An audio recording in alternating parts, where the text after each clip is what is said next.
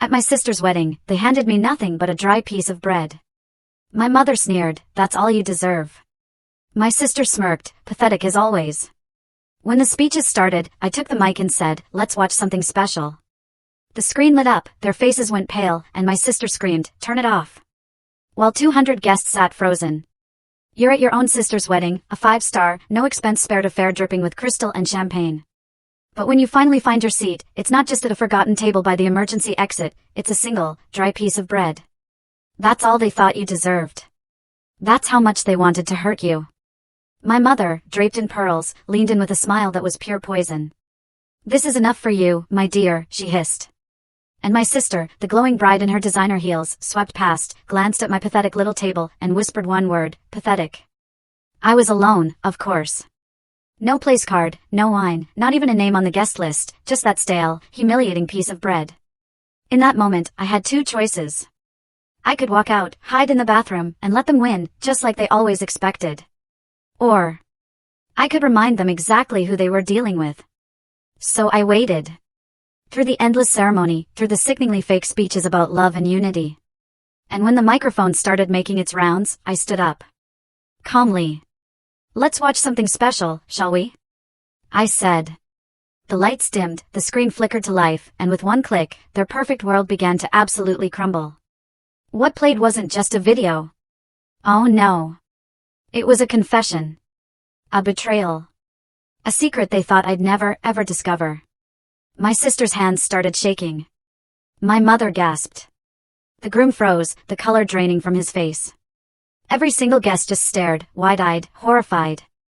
And the next 3 minutes changed everything.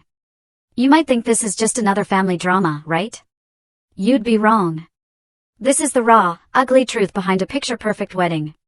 And it's what happens when the quiet one, the one they always overlooked, decides not to stay quiet anymore. Stay with me, because this isn't about simple revenge. This is about justice, and trust me, it's only just getting started. My name is Iris Whitmore, and at 38, I'd spent the last decade living alone in a modest third-floor apartment in Brooklyn. I'm a photographer, but not the glamorous kind who shoots fashion spreads or high-society galas. I'm a quiet observer of life. My lens seeks truth in the everyday, the wrinkled hands holding coffee cups, eyes that have seen too much, children laughing freely, worn-out sneakers. It's not flashy work, but it's honest. And in a world obsessed with appearances, I'd learned to find dignity in that honesty. I rarely spoke about my family. Not because of some angry estrangement, but because silence was often far more bearable than the judgment I knew all too well. That afternoon, I was in my small studio, editing a portrait of an elderly couple, married 50 years. The soft winter light spilled through the window, but my mind drifted, not to the warmth of their love, but to a photo that didn't exist, my own family portrait. I was always the other daughter. The one who didn't have Delaney's perfect jawline or her effortless charm with strangers. While Delaney posed for pageant photos, basking in applause at ballet recitals, I watched from backstage. Sometimes I'd hold her flowers, more often, I was just forgotten. Our mother, Evelyn, used to say, "Delaney was born to shine, Iris dear. You're more of a shadow. Necessary, but best when quiet." Even as a child, I understood what that meant. I remember my 10th birthday. I waited, wide-eyed in a party hat, at the little park my mother told me to go to. No one came. I waited over an hour before the crushing realization hit. Evelyn had taken Delaney to a modeling audition across town and completely forgotten my birthday picnic. I walked home alone that day, holding those untouched cupcakes in my lap on the subway, feeling utterly invisible. Years later, at my high school graduation, I wore a borrowed white dress and scanned the crowd after the ceremony. Parents laughed, cried, hugged their kids, handed them roses. I stood alone on the curb until my friend Julie's father offered to drive me home. Evelyn and Reginald? They never came. They were at Delaney's magazine photo shoot instead. "We thought your graduation was tomorrow," Evelyn had explained later, with a thin smile, as if that simple lie erased the gaping hole of their absence. Now, as I stared at the half-finished photo on my screen, I stood up and walked to the hallway where my parents' Christmas card from last year still hung. Evelyn and Reginald smiled, with Delaney and her fiancé, Jasper, seated in front of a grand fireplace. Everyone wore coordinated cream and navy. I wasn't in the photo. I never was, not in any of their holiday greetings sent out over the years. There were no raised voices in the Whitmore house growing up. No slammed doors or dramatic exits. The exclusion was polite, intentional, and chillingly consistent. Evelyn believed in decorum above all else. If I didn't fit the narrative she wanted to show the world, I was simply edited out, gently, but thoroughly. Reginald never protested. He was a man of few words, preferring his evenings with newspapers and investor calls to spending time with his daughters. When he did speak, his words carried the sterile tone of a boardroom, not a living room. Delaney, for her part, was never outright cruel. She didn't mock me or fight with me. She just ignored me, as if I existed in a parallel orbit, close enough to be seen, but too insignificant to ever affect her world. The only photos I had of us together were from early childhood, before Delaney learned she could be the absolute center of attention without sharing the frame. That afternoon, I opened my closet and took down a small box of prints I'd never shown anyone. One by one, I pulled out snapshots from our family home, the edge of the kitchen table where Evelyn sat, sipping wine, the empty hallway outside Reginald's office, Delaney's pageant crown glinting on a windowsill. None of them were portraits. They were observations, quiet, distant, but hauntingly intimate. It was my way of remembering what it felt like to be there and never truly be seen. I set the box down and looked at my calendar. A bold red circle around Saturday. Delaney's wedding. I hadn't decided whether to go. The envelope had arrived a week earlier, thick paper, gold lettering, addressed not as Dear Sister or even Iris Whitmore, but to Ms. Iris Whitmore. No note inside. No phone call. Just the invitation and a silent, cutting reminder, you are still not really part of this family, but your absence would be noticed. And that would be inconvenient. I stared at it now, still lying open on my desk. The rational part of me screamed to stay home, to avoid the painful theater of it all. But another part, deeper, quieter, and long ignored, stirred. Maybe it was time to show up. Not for them. For myself. The envelope was impossibly elegant, the kind of weight that announced prestige before you even opened it. I found it in my mailbox 2 days after reluctantly deciding I would attend. I didn't need to guess who it was from. The gold-embossed monogram, DNJ, with a swirling flourish that reminded me of a luxury perfume ad, made it painfully obvious. Delaney always had a flair for drama, even in paper. I brought it inside, set it on my small dining table, and stared at it for a long moment before sliding open the seal. The card inside was stiff, pristine, printed on ivory with foil-stamped gold lettering that shimmered faintly in the morning light.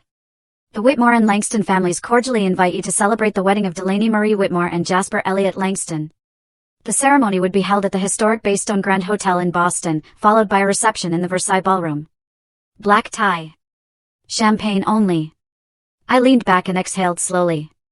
The kind of breath that escapes not from surprise, but from something deeper, resignation. Of course, it would be at the Baystone. That place was practically a shrine for Boston's upper class, where every marble tile and gold-trimmed chair screamed legacy. And of course, it would be Jasper. The Langstons were old money, generations of polished teeth and silent power. Delaney had always known how to climb, she just made sure her heels never touched the ground. My phone rang within minutes. It was Evelyn. Iris. My mother's voice came through, smooth and clipped. I assume you received the invitation. I did. Well, then, please try to dress appropriately this time. It's a formal wedding, not a gallery opening. I let the silence stretch before answering. You don't have to worry. I'll blend right in with the wallpaper. Evelyn didn't laugh. She never did. It's sarcasm that didn't serve her. Delaney's wedding is an important event for our family. The Langstons are not people we want to offend. I'm not the one marrying into their family, I replied, more quietly than I intended. You're still representing us. Just don't embarrass anyone. And no denim this time. I almost reminded her that I had worn denim only once, and that had been after a 10-hour train ride to make it in time for Christmas dinner, but what was the point? Evelyn had already ended the call. Later that afternoon, while sorting through prints for a client, my phone buzzed with a new message. It was from Delaney. The tone, as always, was breezy, an effortless mix of warmth and passive command. Hey sis, so excited you're coming. Quick favor. Would you mind snapping a few pics during the reception?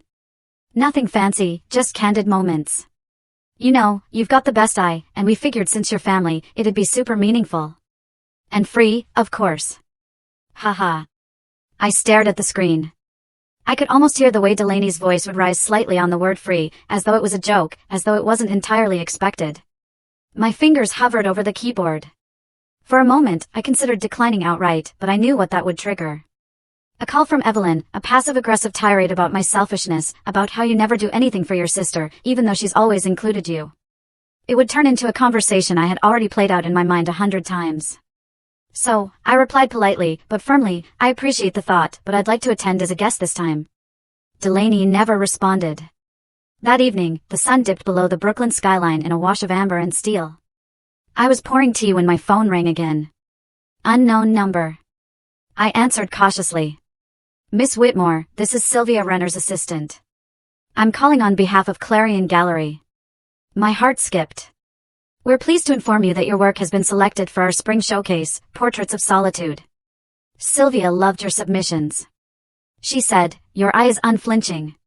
For a moment, I couldn't speak. I had submitted that series almost a year ago, intimate, raw portraits of people caught in quiet reflection. It had felt like a long shot, something I did more for myself than for recognition. And now, out of nowhere, an invitation. Thank you, I managed, my voice barely steady. That's incredible. You'll be receiving the formal confirmation by email, but Miss Renner said to let you know personally, she believes you have something rare. When the call ended, I stood still in the center of my apartment, hand pressed against my chest, as though trying to keep the moment inside me. I picked up my phone and, despite myself, called my mother.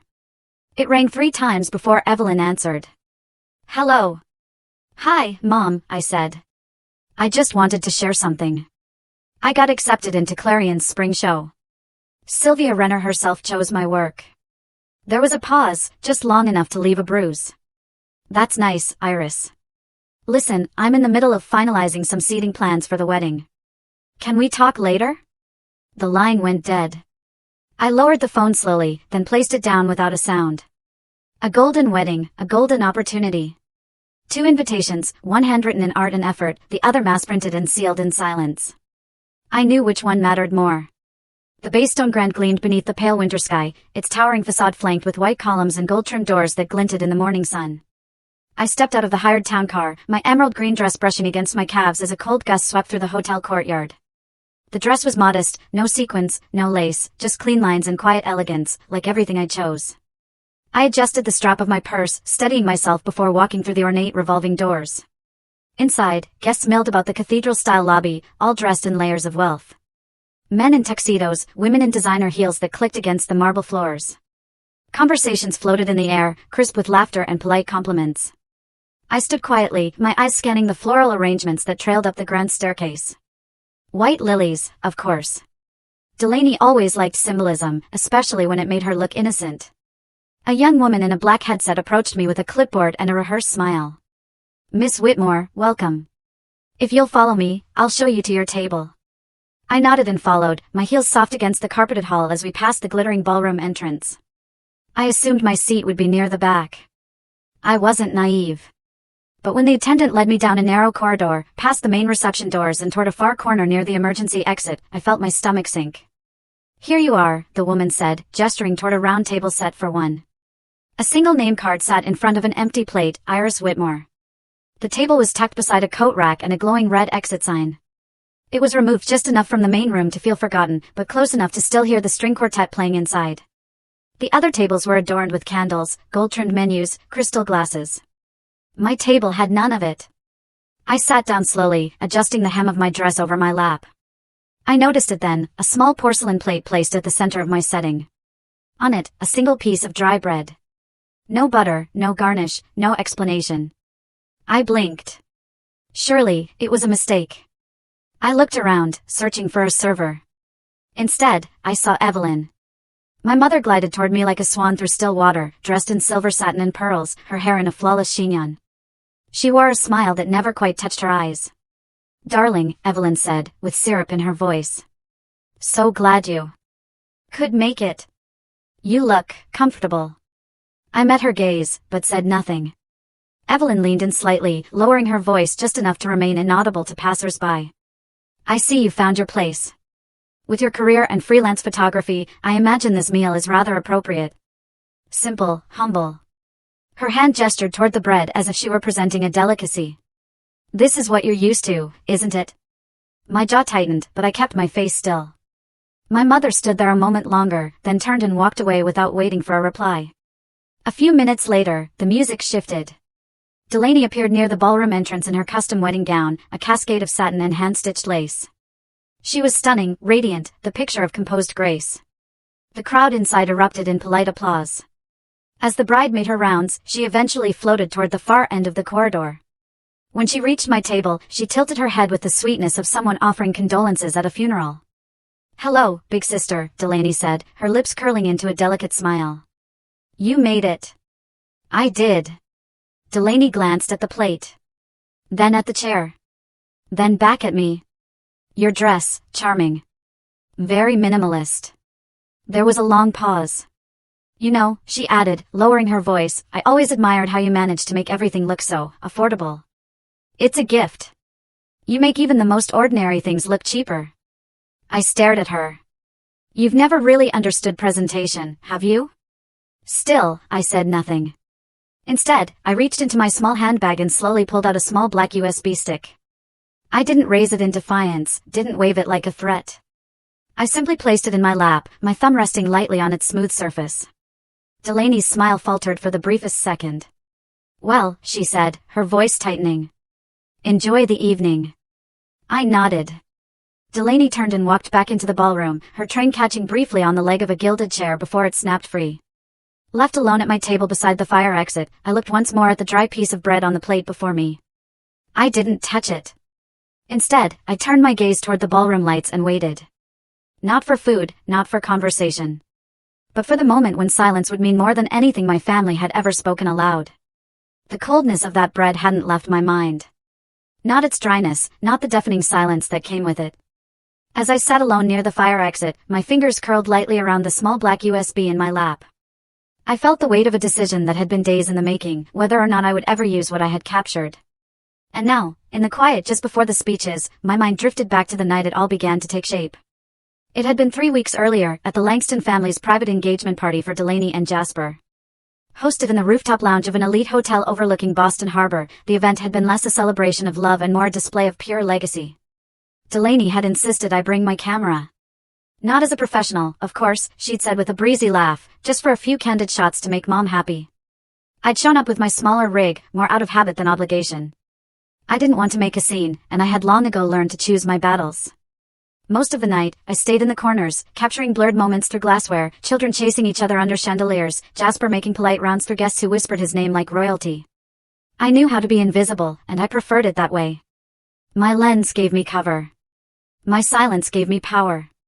Toward the end of the evening, after most of the guests had moved to the open terrace to watch the fireworks, I'd wandered back into the empty lounge to adjust my camera settings.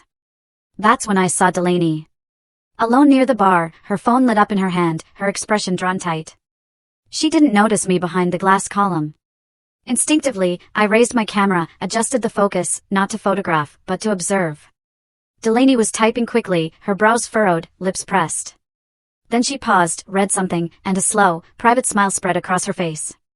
I couldn't see the full message, but as she turned slightly, the screen came into view, just enough for my lens to catch a single, jarring line before it disappeared. Tonight, one last time. My bed, not Jasper's. It was jarring. Intimate. Reckless. Delaney looked around, slipped her phone into her clutch, then headed toward the private elevator without a word. I hesitated only for a moment before following, slowly, careful to stay out of sight. I had no intention of confronting her. I just wanted to know, to understand. The elevator doors closed behind Delaney, and I took the stairs, 2 floors down, exiting discreetly into the underground parking structure. I knew Delaney's car, the silver coupe her father had bought her for graduation. It sat alone at the far end, near the hotel's rear entrance. I waited in the shadows, camera slung at my side, my breath shallow in the cold concrete air. Minutes passed. Then a black SUV pulled in and parked beside the coupe. The driver stepped out, a tall man in a fitted coat, clean-cut, confident. He looked familiar. Cole Maddox. One of Jasper's business contacts, if I remembered correctly. I'd seen him once at a charity function, charming, and far too smooth for his own good. Delaney got out of her car and walked straight into his arms. There was no hesitation, no pretense. The kiss was slow, deep, familiar. Not the thrill of a new affair, but something older, something worn in. I lifted my camera. I hadn't meant to, but my hands acted before my mind caught up. I switched to video mode and pressed record. I didn't zoom in. I didn't need to. It was enough to see what was happening. Enough to remember. They talked briefly. Delaney laughed softly, brushing his coat lapel, and then they disappeared into the backseat of the coupe. The door closed behind them. I stopped recording. I stood still for another minute, not moving, then walked away without looking back. I never showed anyone the footage. I told no one. For days afterward, I convinced myself it wasn't my place. Maybe Delaney had her reasons. Maybe it wasn't my job to ruin a wedding, no matter how cold the relationship between us had become. I had kept the clip on a backup drive, unnamed, buried beneath a dozen folders of client work. Until today. Until I arrived at my sister's wedding, wearing a quiet, carefully chosen dress, only to be seated near an exit like a stranger. Until my own mother walked by and dismissed me with a smile, as if she hadn't even raised me. Until my sister, wrapped in white lace and self-importance, stood over me with the audacity to insult me to my face. Until the dry bread. That was when I knew. I didn't see it as vengeance. Not exactly. It wasn't rage that moved me. It was clarity. Years of being diminished, erased, laughed at. I didn't want to fight. I wanted a reckoning. And so, as the orchestra finished their final prelude and the sound of silverware clinked in distant rhythms beyond the door, I closed my hand around the USB in my lap. The one that contained not only the video from the garage, but also a recording from the engagement party. My camera had picked up more than I realized that night. Words. Smirks. Voices. It was all there. And tonight, everyone would see it. The day after the wedding rehearsal, the city of Boston moved with the hum of early spring, barely warm, but no longer frozen. I drove in silence toward the house I once called home. It was a pale blue colonial with stone steps and an iron gate, tucked into a quiet neighborhood just outside the city. The trees in the yard had started to bud, and the magnolia bush Evelyn always boasted about was beginning to bloom. Some things, it seemed, never changed. I had come with a simple intention, to speak privately with my father, Reginald. He had always been the quieter one, the one who didn't openly insult my dreams, even if he didn't exactly support them either. There was a chance, however slim, that he might listen. That maybe he didn't know everything. That maybe, just maybe, he could still be reached. Parking at the end of the drive, I grabbed my bag, phone, and camera, still with me from the wedding prep, and walked to the side entrance. I knew the door code. Evelyn never bothered to change it. Inside, the house smelled like polished wood and lavender oil. I paused by the entryway, hearing voices drifting from the sunroom. I was about to call out when I caught my mother's name, then my own. My steps slowed. Don't worry, Evelyn's voice rang, calm and clipped. I've already moved the house, the condo in Martha's Vineyard, and the legacy shares into your name. Reginald has no idea. You're sure? Delaney's voice followed. Because after the wedding, I want things in motion fast. We can't afford for him to start poking around. He won't, Evelyn said with conviction. That man hasn't reviewed a financial document in 5 years. He still thinks our lawyer handles everything. There was the sound of a clink, perhaps a teacup on porcelain. Then, quieter but clear, this is for us. For the women of this family. You've done more for our future with this marriage than Iris could have done in a lifetime with her little gallery shows. I felt my fingers tighten around the leather strap of my bag. Delaney gave a low laugh. After I'm married, I'll be the one holding the pen. The accounts. The estate. The trust. Everything. I'll make sure you're set, Mom. You can finally retire. No more pretending with Dad. No more coddling Iris. Let her stay in Brooklyn with her artistic life. Evelyn chuckled, a sound full of ice. She won't last long. She's always been a phase, not a future. There was a long pause, broken only by the tapping of Delaney's fingers against glass. Do you think she suspects anything? She asked. Suspect? Evelyn replied. I doubt she's capable. She still thinks honesty means something. Poor thing probably thinks love and hard work are enough. This time, both women laughed. Sharp. Certain. I didn't move. My breath had gone shallow, and a dull throb built behind my temples. I pulled my phone from my coat pocket, tapped the recording app, and quietly hit record. My hand trembled slightly, not from rage, but from the finality of it all. This wasn't just family cruelty. This was betrayal masked as legacy. Theft in a silk dress. I could hear Delaney pacing now. I don't even love Jasper, she said, more to herself. But this is what power looks like. A Whitmore marriage, Mom. I'll be able to walk into any boardroom in Boston and own the room. You taught me that. Align yourself with advantage. Leave feelings at the door. Exactly, Evelyn said, her voice filled with pride. You learned well. And Iris, Delaney added with a dry edge. She's just background. Like wallpaper. We keep her around so no one accuses us of being heartless. But after the wedding, I say we cut the polite act. I agree, Evelyn said smoothly. No more invitations. No more forced holidays. She'll fade. And we'll flourish. I blinked back the sting in my eyes, not from their words, but from the brutal honesty of it all. It wasn't jealousy I felt. It was clarity. My mother and sister weren't merely thoughtless. They were architects of deceit. This wasn't just about Delaney's affair. This was about rewriting inheritance, silencing voices, and erasing anyone who didn't serve their narrative. I watched the recording meter tick upward, 1 minute, 2, 3, until the conversation began to drift to brunch menus and honeymoon details. Then I slowly backed away, retracing my steps toward the side door. I didn't slam it. I didn't cry. I didn't even feel the weight of the betrayal yet. That would come later. For now, I had a recording. And soon, they'd have an audience. The ballroom shimmered with light as the orchestra finished its gentle interlude. Crystal chandeliers sparkled above tables dressed in white silk and gold-trimmed menus. Waitstaff moved in quiet choreography, refilling champagne glasses and clearing empty dessert plates. The air held that peculiar stillness just before formalities resumed. At the head table, Jasper stood and raised his glass with a broad smile. His father, Douglas Langston, stood beside him. The elder Langston, a man with a politician's voice and a banker's restraint, addressed the crowd with ease. To family, Douglas said, pausing to let the clink of glassware echo in the silence. To the joining of two legacies. To the future of Jasper and Delaney, may their union be as enduring as their names. Applause followed, warm and practiced. Then the MC returned to the microphone, flipping through a small stack of note cards. Before we conclude the evening, we have one final toast. A special message from the bride's sister. Iris. There was a brief shuffle of surprise in the room. Delaney's smile faltered for the first time that evening. Evelyn, seated 2 seats away, stiffened slightly. I stood calmly. My emerald green dress, simple yet dignified, caught a soft glint beneath the ballroom lights. I held no glass, no notes. Walking toward the front with slow, deliberate steps, I turned to face the guests. I appreciate the opportunity, I began, my voice clear and even. But I won't be offering a toast tonight. A murmur. Chairs creaked. Someone coughed. I'm not here to offer blessings or rehearse sentiment, I continued. I came with something else. Something more honest. Something overdue. Delaney straightened in her seat.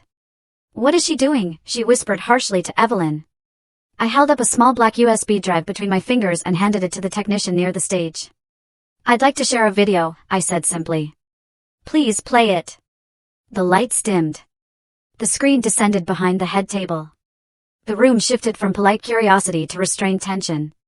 I turned and stood to the side, my hands folded calmly in front of me. The first scene flickered to life. Delaney, standing in the shadows of a parking structure, her coat draped over her arm, phone glowing in the dark. The message she read lit up in silence, blown up on the screen for all to see, tonight, one last time. My bed, not Jasper's. Gasps scattered through the room. Then came the footage, grainy but clear enough, of Delaney and a man stepping into the backseat of her car, arms wrapped, lips locked. Some guests turned away. Others stared, frozen.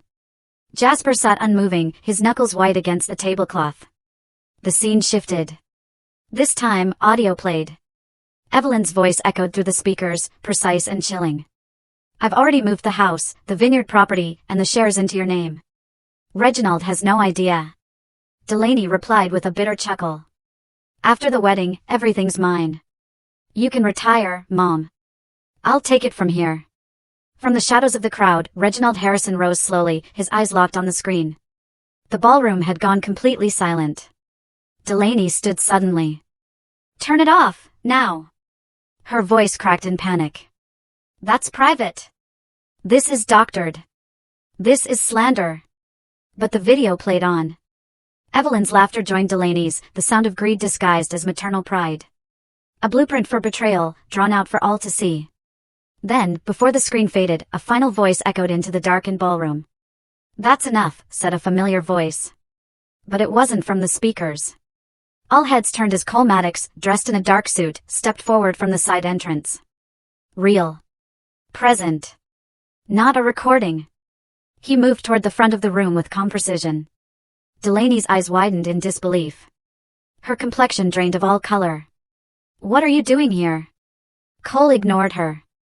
He turned to the guests, to Jasper, to the Langston family, to everyone watching. "I was invited to the engagement party," he said. "I didn't know I was part of a game." She said it was one last night, nothing more. His voice remained steady. "But it became clear that I was just another tool. A man used to hurt another. I had a feeling she'd twist the story, so I recorded our conversations. I have everything. Every message. Every plan." Delaney began to shake her head furiously. "He's lying. He's obsessed with me." Cole looked at her for the first time that evening. "Delaney, I loved you once. Briefly. But what you did to your sister, your father, your fiancé." He turned to Jasper. "You deserve the truth. Not a performance." The screen went black. The lights returned. The ballroom remained silent, and in that silence, the truth finally stood taller than the decorations. The wealth. Or the reputation they'd all fought to maintain. Jasper Langston didn't move for a moment. His fingers twitched slightly at his sides as the last echo of Cole Maddox's voice faded from the speakers around him. The wedding ballroom stood utterly still, as though the ornate chandeliers themselves were holding their breath. Delaney had stopped crying, though her face was stained with blackened mascara, and her body hunched as if trying to hide from a world that had suddenly turned its back. Evelyn sat beside her, lips pressed into a bloodless line, eyes darting across the room like a cornered animal. And then Jasper stood. He didn't look at Delaney. He didn't look at the crowd. Instead, he reached slowly for his left hand and removed the platinum band he had placed on his finger not 2 hours ago. Holding it between his thumb and forefinger, he stared at it for a long moment. "I loved a lie in a white dress," he said quietly. His voice wasn't raised, but it rang out across the ballroom like a final, devastating bell.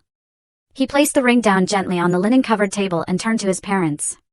Douglas Langston and his wife, Elizabeth, had remained composed during the entire scandalous unfolding. But now the steel in Douglas's jaw had hardened. He stood beside his son, tall and grim, and turned his eyes toward Evelyn Whitmore. "This marriage," he said, "was not just a personal union. It was a business alignment, one we considered sacred. But deceit is not a value we do business with." Evelyn opened her mouth to protest, but Douglas cut her off with a sharp glance. "As of this moment, the Langston Group withdraws from all pending and proposed partnerships with Whitmore Holdings. Effective immediately, any outstanding negotiations are null." The words hit harder than anything I had said or shown. Gasps broke from the lips of several guests who worked in finance or society circles. They knew what this meant. The Whitmore name would take a fall, not just socially, but financially, and fast. Delaney collapsed into her chair, hands covering her face. Jasper, without a word, turned and walked away from the table, his mother following quietly, her hand on his shoulder. And then Evelyn broke. "This is your fault," she screamed, rising so quickly her chair tipped behind her. "You." She pointed a trembling, manicured finger at me. "You orchestrated this circus. You ruined my daughter's wedding. You destroyed everything we built." But the crowd was no longer listening. Guests had begun to rise from their seats, collecting their purses, their coats, their dignity. Conversations murmured like wind in the trees, soft, swirling, but unmistakably moving in one direction. "She deserves better," one woman whispered as she passed me. "I had no idea Delaney was like that," a man muttered to his wife. "No wonder Iris never came to the holidays." No one looked at Evelyn. "Sit down," she barked at no one. "This isn't over." Her voice cracked again, hoarse and shrill. "Do you know who we are? We are the Whitmores." No one answered. The orchestra had long stopped playing. The only sound was the rustle of dresses, the scrape of chairs, the slow, echoing footsteps of guests who had seen enough. I stood still, my hands calmly at my sides. My eyes focused on nothing in particular. The silence felt heavier now, not out of shame, but out of finality. I didn't feel victorious. I felt unburdened. From the far end of the room, near the now darkened video screen, Reginald Harrison remained seated. He hadn't spoken a word since the video played. His tie was loosened, his eyes unfocused. But as the guests emptied the ballroom and the Whitmore name collapsed beneath the weight of its secrets, he finally turned to look at me. Our eyes met. He didn't speak, didn't offer comfort, apology, or anger. Just a long, unreadable stare from a father who had just realized he'd built his family legacy on sand. And I, though I said nothing either, knew one thing clearly now: the fall had begun. The ballroom had emptied out, leaving only the faint scent of white roses and spiced candle wax lingering in the air. Servers moved quietly through the ruins of what had once been a picture-perfect wedding, clearing half-finished glasses of champagne and untouched slices of cake. In the distance, Evelyn's voice had long since fallen into silence, either by exhaustion or disbelief. Delaney was nowhere to be seen. I remained near the stage, my green dress now slightly wrinkled, my face still composed, though my soul trembled with everything that had just unraveled. I hadn't noticed the woman in the dark burgundy coat until a voice called my name, soft but firm. Iris Harrison. I turned, startled, to see a figure I hadn't seen in almost 2 years. Sylvia Renner stood tall, composed, her silver gray bob neatly in place, her black gloves still held in one hand, as if she'd just arrived from an art auction. She did not wear the awkward smile of a social guest, but the direct, appraising gaze of someone who had seen something they didn't expect.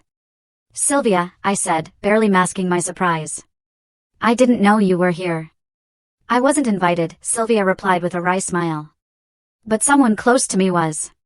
Word travels fast in art circles, especially when chaos is dressed in silk and scandal.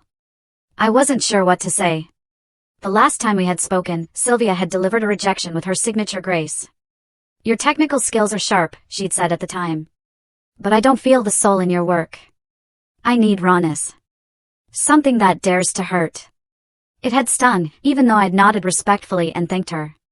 Now Sylvia looked around the disheveled ballroom. I saw the video, she said without preamble. I stood in the back. Watched the whole thing. I lowered my eyes. That wasn't supposed to be art. Sylvia's voice was quiet, but carried the kind of certainty that made people stop walking. It was. Whether you meant it or not, it was art. Raw. Painful. The kind of truth you can't curate. You didn't just expose their lies. You exposed yourself, your pain, your strength. That takes more than talent. It takes conviction. I blinked, momentarily speechless. 2 years ago, I finally said, you told me my work was too polished. Too distant. I did, Sylvia said simply. And I was right. Then there was a beat of silence between us. And now? I asked, not confrontational, just open. Sylvia stepped forward. Now I'm looking at a woman who no longer hides behind composition and technique. I saw truth on that screen, and I want to show it to the world. If you're willing. I tilted my head, unsure whether I was imagining this offer. I want to curate a solo exhibition, Sylvia continued, her voice warm but firm. You're first. A full collection. We'll call it Behind the Curtain, Portraits of Truth. Not just the wedding. Everything. The absence in your childhood, the invisibility in your family, the reclamation of your voice.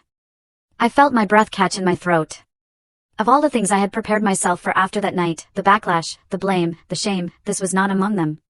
A door had opened in the middle of the ashes. You're serious, I said softly. Sylvia met my eyes. I don't waste time chasing flukes.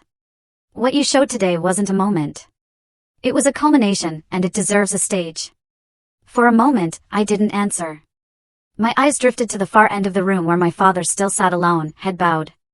The room no longer held me. Not as a place of rejection, nor as a memory of pain. Now it was simply a space I had passed through on my way to something more. I turned back to Sylvia. When do we begin? I asked. Sylvia smiled. We already have. The early morning light of Brooklyn carried a different kind of clarity than Boston's cold grandeur. Here, the sun filtered through the windows of my modest new studio, warming the exposed brick walls and casting gentle patterns across the polished wood floor. I had signed the lease only a week after returning from the wedding, moved by an urgency to start again, not just in geography, but in spirit. The space was small, but it was mine. A corner was set up with backdrops and lighting, my cameras arranged with methodical care.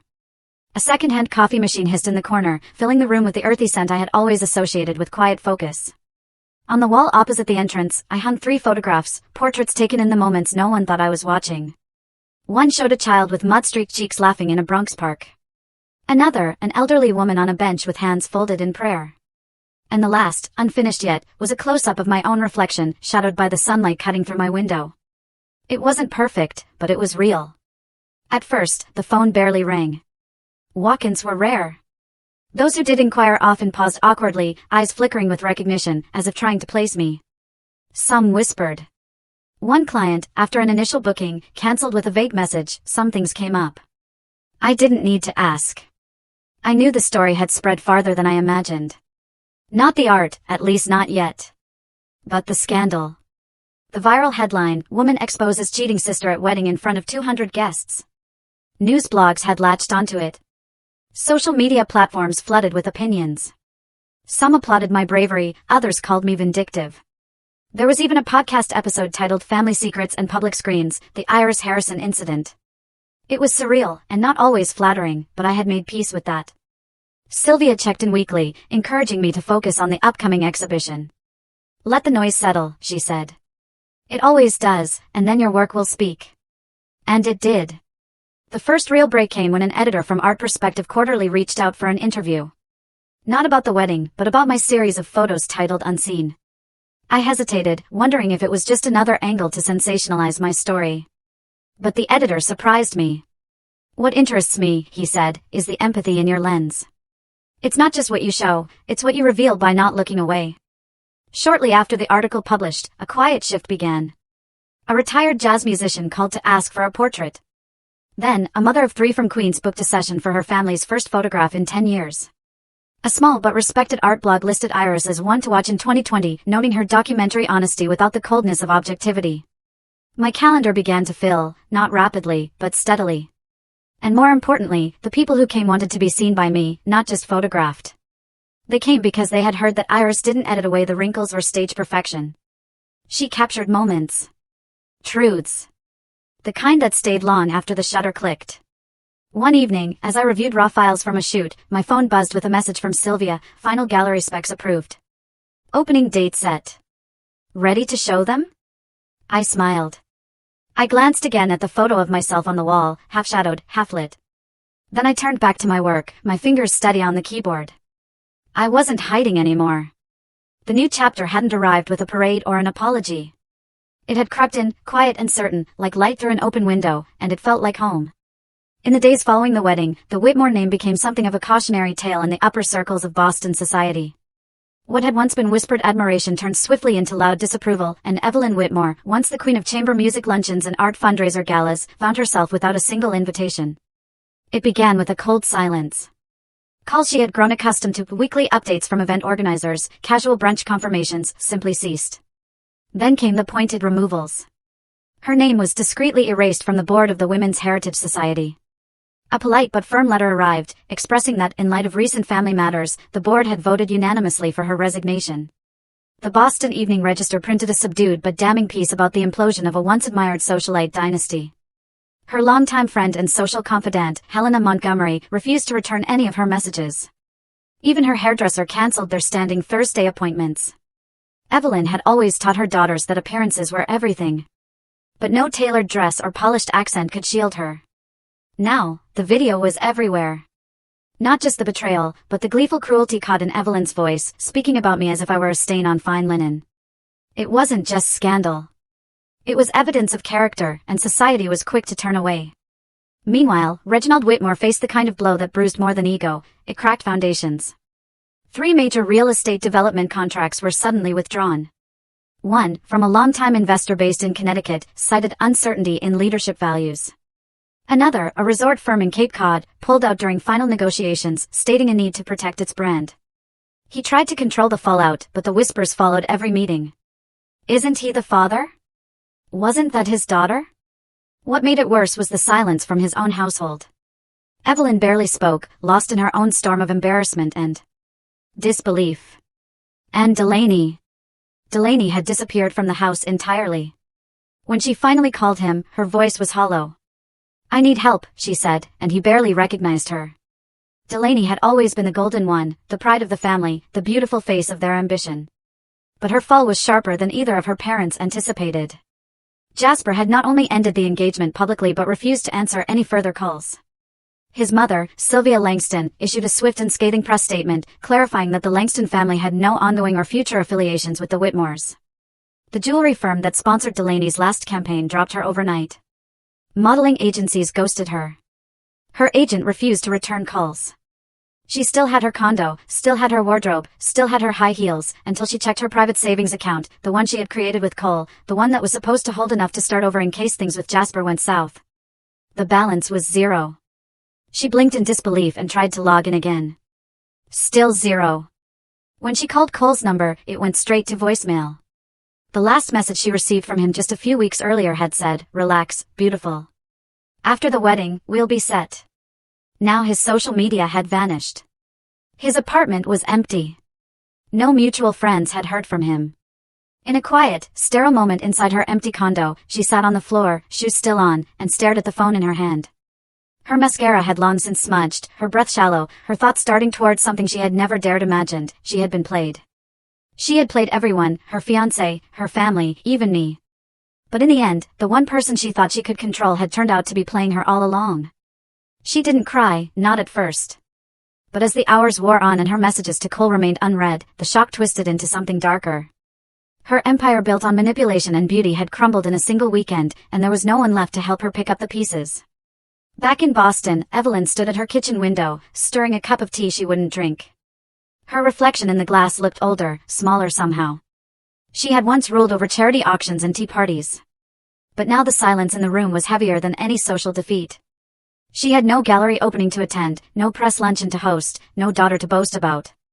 All she had was a story playing over and over in the minds of every person who had once admired her, a story she couldn't rewrite, and a truth she couldn't silence. The Whitmore name had not just fallen, it had imploded. I didn't destroy a wedding. I revealed a truth that had been hidden behind designer gowns, perfect family photos, and hollow speeches for decades. What you just witnessed wasn't revenge. It was liberation. And not just mine. Because maybe someone watching this has eaten the same dry bread. Maybe you've been pushed to the side, told to smile and stay quiet. Maybe you've wondered if speaking up is even worth it. It is. The silence that followed my video wasn't just shock. It was the sound of truth echoing in a room that never expected it. And that's why this story matters. The rain came in sheets that afternoon, washing the Brooklyn streets in a cold, steady rhythm.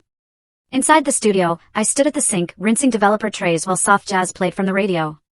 The studio smelled of chemicals, coffee, and quiet. It was a rhythm I had grown to appreciate, days that moved without drama, without anyone demanding more than I was willing to give. I had just returned from hanging 3 framed prints in the gallery window when the knock came. A soft tap, then again, and then a pause, like the person on the other side was reconsidering. I dried my hands and walked to the door, unsure if it was a courier or, perhaps, a student from the community class I had begun teaching on Saturdays. But when I opened it, the air shifted. Delaney stood there, drenched. Her hair clung to her face, and the designer coat she wore looked soaked through, hanging off her frame like a weight she could no longer carry. She didn't speak at first. She just stood with her hands at her sides, raindrops trailing down her cheeks, some indistinguishable from tears. I didn't move. I held the door but didn't widen it. "I came," Delaney said, her voice hoarse from either crying or the cold. I didn't know where else to go. Brooklyn traffic passed behind her, indifferent. Inside, the studio's warmth waited, but I made no gesture. "Why now?" I asked, my voice steady. Delaney's lip trembled. She looked down at the wet sidewalk as if searching for words in the cracks of the concrete. Then she met my eyes. "Because I have nothing left to lie for." The sentence hung in the air, fragile and final. I studied my sister's face. The makeup was minimal, smeared. The eyes weren't pleading the way they used to when she wanted something. They were tired. Stripped. "I'm not asking for anything," Delaney added quickly. I need to work. I need something real. I can clean. I can run errands. You don't even have to look at me." I stepped back from the door just enough to let the possibility of entry exist. "You clean. You don't talk. You start from zero." Delaney nodded, as if she had rehearsed the moment 1,000 times. "I understand." I turned and walked back inside, leaving the door ajar. Delaney followed, shutting her coat near the door, her shoes leaving water spots on the floor. She looked around the studio, eyes passing over the prints, the lights, the order I had created. She didn't touch anything. I handed her a mop. Start there. Delaney took it without question and began in the far corner. She didn't ask about pay. She didn't ask for a towel. She moved quietly, head down, water pooling near her feet as she worked. I returned to my desk, picked up my editing tablet, and resumed reviewing images. Outside, the rain softened into a drizzle, but the air in the studio remained still and thick with something unsaid. Forgiveness had not arrived. Not yet, perhaps not ever. But consequences had, and with them, the first faint shadow of change. The gallery buzzed with soft conversation, the clink of champagne glasses, and the slow footsteps of patrons moving from photograph to photograph. Portraits of Truth had drawn a larger crowd than anyone anticipated. Art critics mingled with collectors, curious locals with seasoned curators. I stood near the far wall, just out of the central spotlight, watching rather than basking. Each piece had been carefully chosen, faces lined with time, hands folded in grief, smiles cracked in mid-recovery. No false lighting, no perfect angles, just people as they were. My favorite piece hung near the exit, titled Uninvited Light, a portrait of an elderly man sitting alone by a window. It had already been tagged, sold. Sylvia Renner approached me with a quiet nod. You've started something, Iris. Something honest. Raw. Needed. I nodded, not out of pride, but recognition. I had spent most of my life trying to be seen. Now, people didn't just see me. They saw through my lens. Near the center of the gallery, a familiar voice interrupted my thoughts. Iris. I turned. Jasper Langston stood a few feet away, holding a wine glass he hadn't touched. His suit was simpler than the one he had worn on what should have been his wedding day, but his posture remained upright, gracious. I didn't expect you, I said. I know. He offered a small smile. But I needed to say something. You saved me, without knowing it. I didn't reply, but the look in my eyes softened. I don't think I ever truly loved Delaney, he continued. I think I loved the idea of her, of who I was supposed to be with. He paused. Watching your video, seeing the truth. It felt like being dragged out of a dream, and I woke up a freer man. I gave a faint nod. There was no need for more. He didn't linger. Your work is powerful, Iris. I hope you never stop. And with that, he moved on, vanishing into the crowd. Later, as the evening waned and the final guests filtered out, I stepped near the glass entrance to breathe.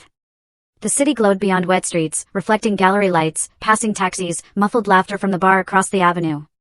That was when I saw her. Evelyn stood beneath the awning across the street. No umbrella, no entourage. Her posture was still proud, chin lifted slightly, but her expression was unreadable. She didn't wave, didn't approach, just watched. They stood like that for a long minute. Two women connected by blood, divided by everything else. The mother who never praised, and the daughter who no longer waited. I didn't call out. I simply reached into my coat pocket, pulled out the camera I always carried. With practiced hands, I adjusted the focus, capturing the image of Evelyn from behind glass and rain, framed by silence and the distance we had both chosen. Later, when I uploaded the image, I gave it no title at first, just a timestamp. But before printing, I added a small caption at the bottom corner, sometimes silence says enough. And so, the girl who once sat alone at family dinners, who was handed a dry piece of bread at her sister's wedding, didn't just survive the shame. She turned it into art. Into truth. Into liberation. I didn't need to scream or fight or beg for love. I simply showed the world what was real. And that, finally, was enough. If you made it to this point, then maybe, like Iris, you believe that silence can be powerful, that truth doesn't need permission, and that sometimes the deepest betrayals can become the clearest mirrors. Now, I want to hear from you. Have you ever been the black sheep in your own family?